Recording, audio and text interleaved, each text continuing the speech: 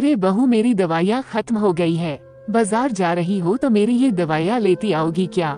जानकी जी ने अपनी बहू प्राची को दवाइयों की लिस्ट थमाते हुए कहा तो प्राची ने दवाई की लिस्ट को फर्श पर फेंक दिया और गुस्से में उन्हें घूरते हुए कहने लगी, अरे वैसे भी आप बूढ़ी हो गई है, कितने दिनों की मेहमान है आप, बार बार दवाइयाँ खरीदवा कर हमारा खर्च क्यों बढ़ाती हैं? एक तो वैसे ही आपके आने के बाद से हमारा बजट खराब हो गया है। आपका खाना पीना, फल, दूध, हर चीज में रुपए लगते हैं, तो अब ये दवाइयाँ किस लिए?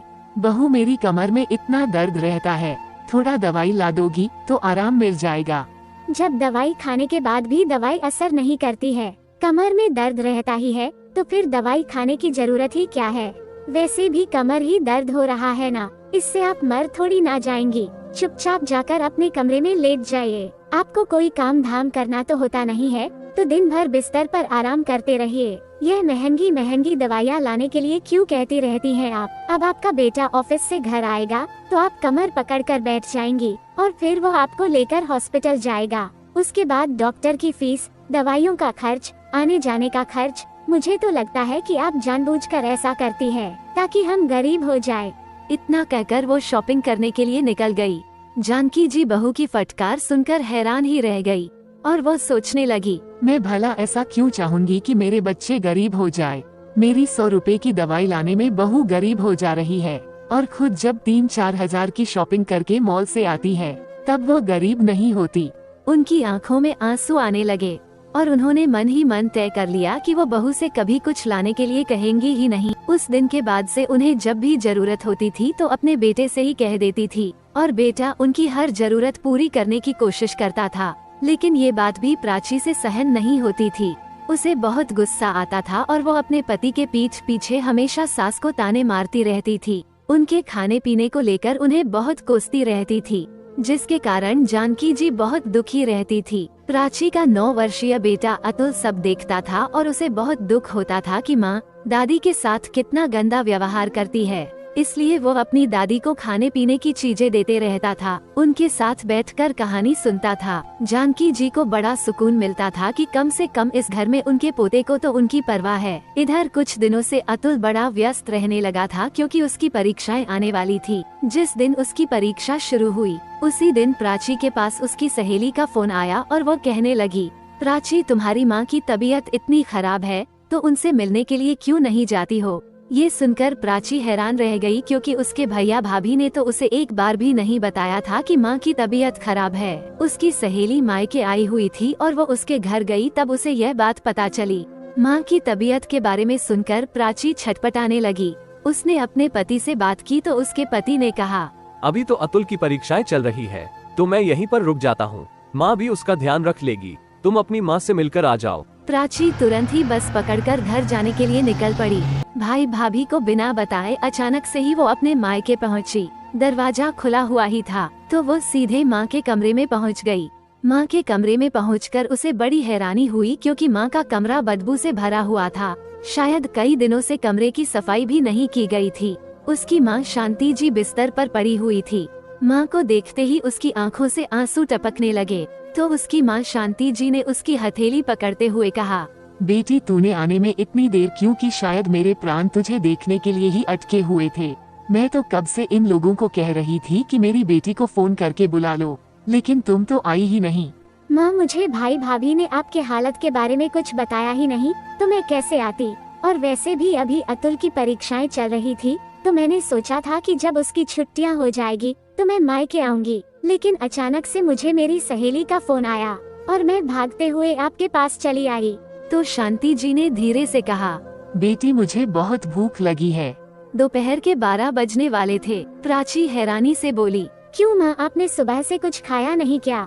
शांति जी की आंखों में आंसू आ गए और वो कहने लगी, बेटा जब से बिस्तर पर हूँ तो बेटा बहू मेरे कमरे में झांकने के लिए भी नहीं आते हैं। खाना भी बहू नौकरानी के हाथों भिजवाती है।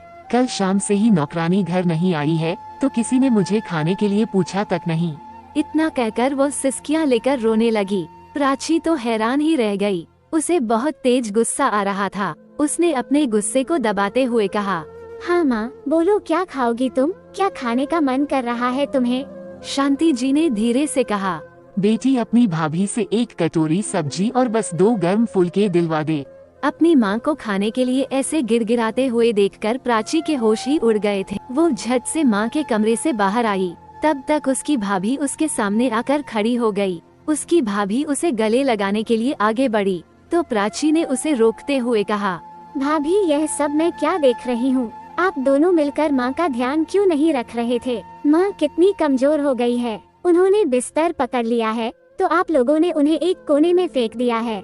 माँ भूखी है, आप तो उन्हें खाना बना कर देंगी नहीं? मैं जा रही हूँ रसोई में, मैं उनके लिए खाना बना देती हूँ।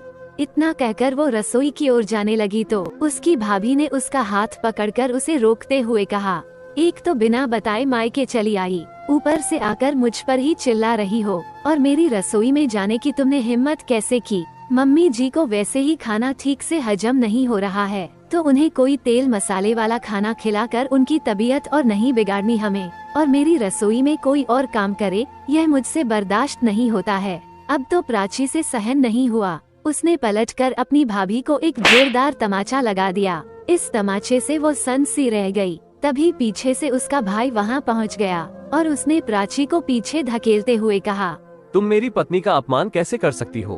तुम्हारी पत्नी हमारी माँ को भूखा रखती है, उनके कमरे में झांकने तक नहीं जाती, तब तुम्हें माँ की तकलीफ दिखाई नहीं देती? माँ बचपन में कितने प्यार से हमें एक एक निवाला खिलाती थी, हमारी हर फरमाइश पूरा करती थी, और आज वही माँ जब बिस्तर पकड़ चुकी है तब वो इस घर में एक कटोरी सब्जी और 2 रोटियों के लिए तरस रही है। और ऊपर से जब मैं रसोई में माँ के लिए कुछ बनाने जा रही हूँ तो तुम्हारी पत्नी मुझे ही रोकने की कोशिश कर रही थी। तो बताओ मैं क्या करती? कहते कहते प्राची की आंखों में आंसुओं का सैलाब बहने लगा तो भाई भाभी का सिर झुक गया। उसने जल्दी जल्दी आलू, गोभी, मटर, टमाटर डालकर रस वाली सब्जी बनाई और गर्मा गर्म 3 फुलके सेककर जल्दी से माँ के पास भागी। उसने अपने हाथों से अपनी माँ को गर्मा गर्म खाने के निवाले खिलाने शुरू कर दिए। खाना खाकर उसकी माँ के मुख पर एक तृप्ति उभर आई। माँ की यह दशा देखकर प्राची की आंखों से आंसू रुकने का नाम नहीं ले रहे थे। उसे बहुत डर लग रहा था। ऐसा लग रहा था जैसे आज कुछ अनहोनी हो जाएगी। रह रहकर उसका गला भर आता था। बड़ा ही करुण दृश्य था, लेकिन माँ के सामने वो रोना नहीं चाहती थी। एक रोटी खाने के बाद शांति जी ने कहा, बेटी अब और नहीं खाना, बस मेरा मन तृप्त हो गया। जरा अपने भैया भाभी और गोलू को बुला दो, मुझे तुम सबसे कुछ कहना है। प्राची सब कुछ भुलाकर तुरंत ही भागते हुए भाई भाभी के पास पहुंची और उन लोगों को बुला कर ले आई। सभी लोग उन्हें घेर कर खड़े हो गए तो शांति जी ने कमजोर सी आवाज में कहना शुरू किया, बच्चों, आज मेरी जो दशा हो रही है उसकी जिम्मेदार शायद मैं खुद हूँ। एक समय पर मेरी सास भी ऐसे ही बिस्तर पर पड़ी हुई थी। मैं भी उनसे घृणा करने लगी थी। उनके खाने पीने का ध्यान बिल्कुल भी नहीं रखती थी। मैंने भी उन्हें नौकर के भरोसे छोड़ रखा था। तब निखिल ने भी मुझे देखकर शायद यही सब सीखा। इसलिए आज जब मैं बिस्तर पर थी तो मेरा बेटा भी मुझे देखने के लिए भी नहीं आता था। इसने भी मुझे नौकरानी के भरोसे छोड़ दिया था, और शायद ये मेरे कर्मों का ही फल था कि मुझे बहू भी ऐसी मिली जो बिल्कुल मेरी ही तरह थी। मैंने भी अपनी सास की सेवा नहीं की और इसने भी कभी मेरी सेवा नहीं की। मैंने तो अपने हिस्से के कष्ट भोग लिए, लेकिन अब मैं नहीं चाहती कि मेरे बेटे बहू को भी बुढ़ापे में ऐसे तड़पना पड़े। उन्होंने गोलू को अपने पास बुलाया और उसके सिर पर हाथ फेरते हुए बोली, बेटा, तुम्हारे मम्मी पापा ने भले ही मेरे साथ अच्छा व्यवहार नहीं किया और तुमने भी यह सब देखा है, लेकिन बड़े होकर तुम अपने मम्मी पापा की तरह बिल्कुल मत बनना।